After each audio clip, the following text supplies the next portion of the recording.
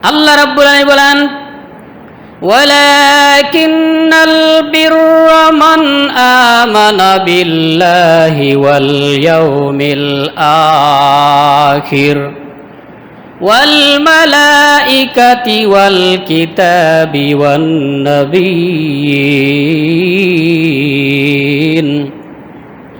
আল্লাহ পাক বলেন, কিন্তু সৎকর্মশীল বান্দা বান্দি ওই ব্যক্তি যে আল্লাহর উপর ঈমান আনে, এক নম্বর আল্লাহর উপর ঈমান আনে, আর শেষ বিচারে পরকালে তাকে জিন্দা করা হবে, পরকালের উপর সে ঈমান আনে, আর ফেরেশতাগণের উপর সে বিশ্বাস করে, সমস্ত কিতাবের উপর, আল্লাহর কিতাব তথা কোরআনের উপর সে বিশ্বাস করে, নবীদের উপর সে বিশ্বাস স্থাপন করে। এই হচ্ছে ঈমান আনার কথা। এরপরে আল্লাহ রাব্বুল আলামিন বলেন, وآتى المال على حبه ذوي القربى واليتامى والمساكين وابن السبيل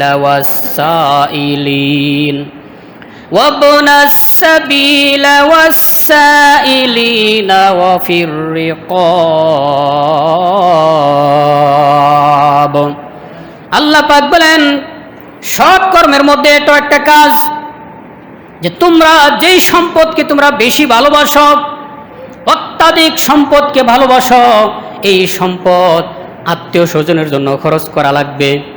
যেই সম্পদকে তোমরা বেশি পছন্দ করো, এই সম্পদ এতিমদের জন্য খরচ করা লাগবে, মিসকিনদের জন্য খরচ করা লাগবে, মুসাফিরের জন্য খরচ করা লাগবে, সাইল যারা আপনার কাছে সাহায্য চায় ওই সাহায্য প্রার্থীদের জন্য আপনার ভালোবাসার মহব্বতের সম্পদ আপনি আল্লাহর রাস্তায় খরচ করতে হবে। এই কাজগুলো একজন হাজী সাহেবের জন্য করতে হবে যদি তার হজকে কবুলিয়াত আল্লাহর দরবারে কবুল করাইতে চায়। হজ করে আইসা বললাম আর সব শেষ না, আপনাকে অনবরত কাজ করতে হবে, ভালো ভালো কাজগুলো করতে হবে। এরপর আল্লাহ পাক বলেন এই আয়াতের মধ্যেই, সূরাতুল বাকারা 177 নম্বর আয়াতটা বলতেছি, ওয়া আকামাস সালাতা ওয়া আতাজ যাকাত, সালাত কায়েম করা আর যাকাত আদায় করা। আপনি হজ করে আসলেন, এখন নামাজই পড়েন না, তাইলে কি হজ কবুল হবে? হজ করে আসলেন, লক্ষ লক্ষ টাকা খরচ করে হজ করে আসছেন, আল্লাহ পাক বলছেন নামাজ পড়ার পাশাপাশি ওয়া আতাজ যাকাত, যাকাত আদায় করতে হবে। এখন হজ করে আসছে কিন্তু নামাজও পড়ে না, যাকাতও দেয় না, তাহলে কি বোঝা গেল? কবুলের লক্ষণ আছে? কোনো লক্ষণ নাই। এরপর আল্লাহ পাক বলেন আরো ভালো কাজ আছে, ওয়াল মুফুনা বিআহদিহিম ইযা আহাদু। সৎকর্মের মধ্যে এটাও একটা সৎকর্ম, হাজী সাহেবদের জন্য, শুধু হাজী সাহেব নয় আমাদের সকলের জন্যই, যে কেউ যখন কথা দেয়, চুক্তি করে, ওয়াদাবদ্ধ হয়, সে তা ওয়াদা পূরণ করবে। ওয়াস-সাবিরিনা ফিল বাসাই ওয়াদ-দাররাই ওয়া হিনাল বাস।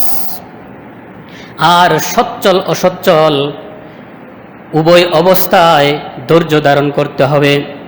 এই কাজগুলো যারা করবে আল্লাহ পাক বলেন, উলাইকাল্লাযীনা সাদাকু, এরাই হচ্ছে সত্যবাদী।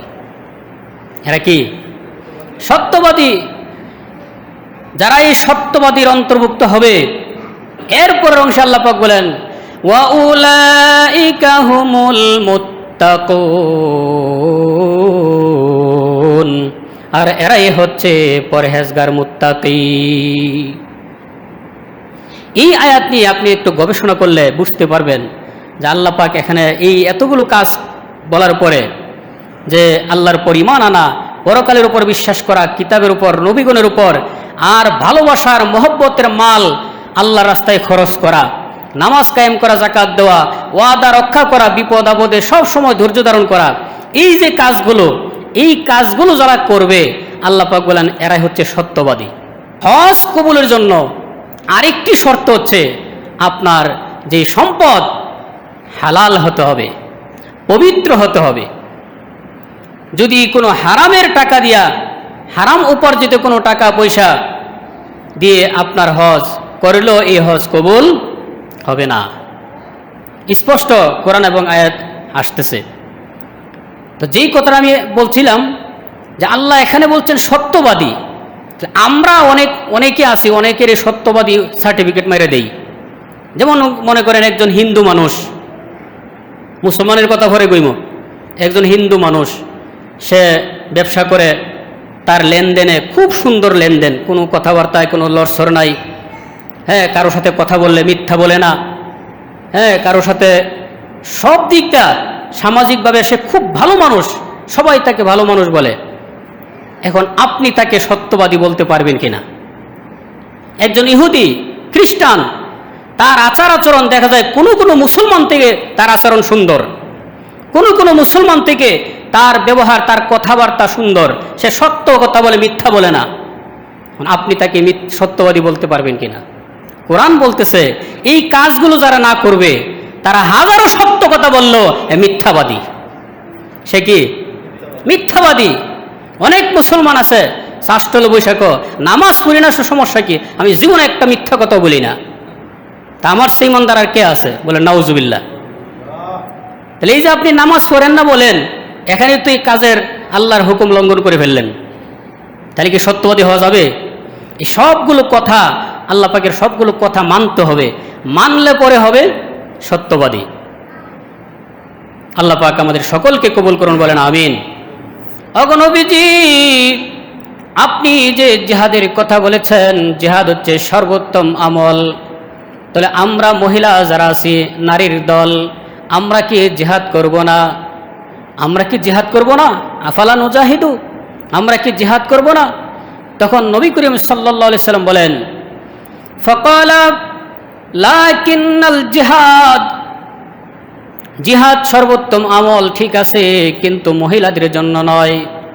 মহিলাদের জন্য সর্বোত্তম জিহাদ হচ্ছে হজ্জে মাবরুর, কবুল হজ।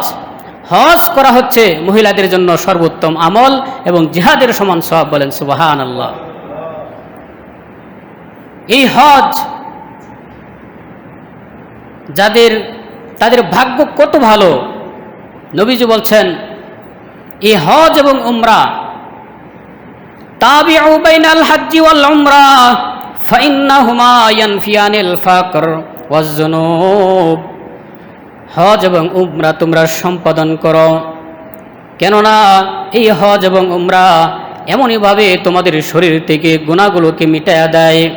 কামা ইউনফিল কিরু হাইসুল হাদিদি ওয়াল যাহাবি ওয়াল ফিদ্দা, একজন কামারের হাতুড়ি যেভাবে স্বর্ণ লোহা রূপ থেকে জংকারগুলো যেভাবে দূর করে দেয়, হজ এবং উমরা তোমাদের জীবনের তামাম গুনাহগুলোকে এভাবে মিটায় দেয়। হযরত বুরাইদা রাদিয়াল্লাহু তাআলা থেকে বর্ণিত, তিনি বলেন, আন্নাফাকাতু ফিল হজ্জি কান্নাফাকাতি ফি সাবিলিল্লাহি বি700 দিফ।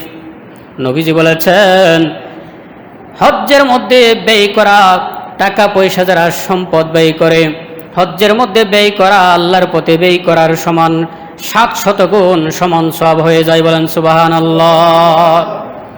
হজ্জের মধ্যে, হজ এই জন্য দুটি ইবাদত, একটা হচ্ছে শারীরিক আর একটা হচ্ছে আর্থিক। এই দুইটা ইবাদতের নাম সমন্বয় হচ্ছে হজ।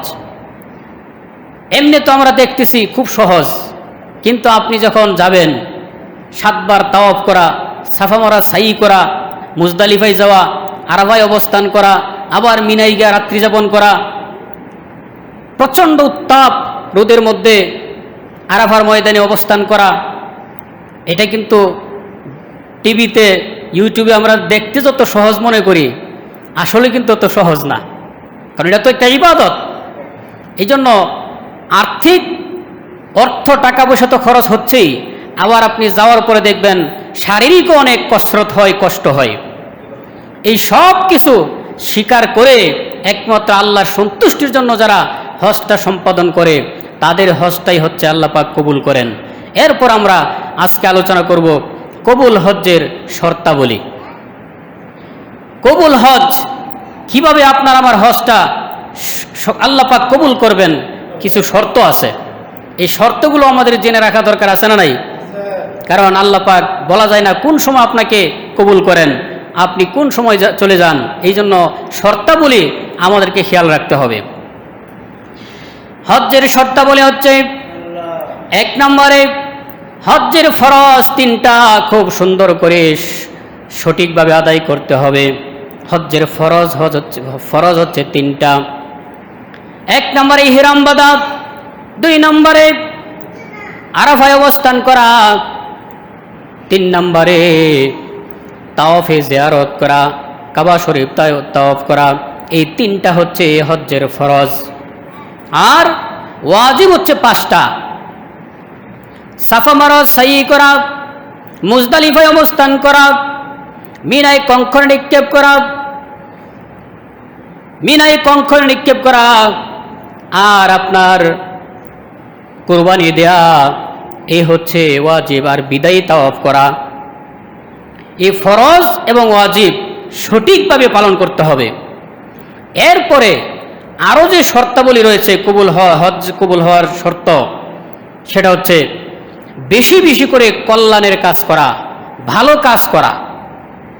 হজ থেকে আইসা পড়ছেন, আসার পরে আপনি মনে করবেন না যে আপনার হজ কবুল হয়ে গেছে। এই হজটাকে আল্লাহর দরবারে কবুলিয়াতের জন্য আপনাকে বাড়িতে আসার পরেও বেশি বেশি ভালো ভালো কাজ করতে হবে, কল্যাণমূলক কাজ করতে হবে।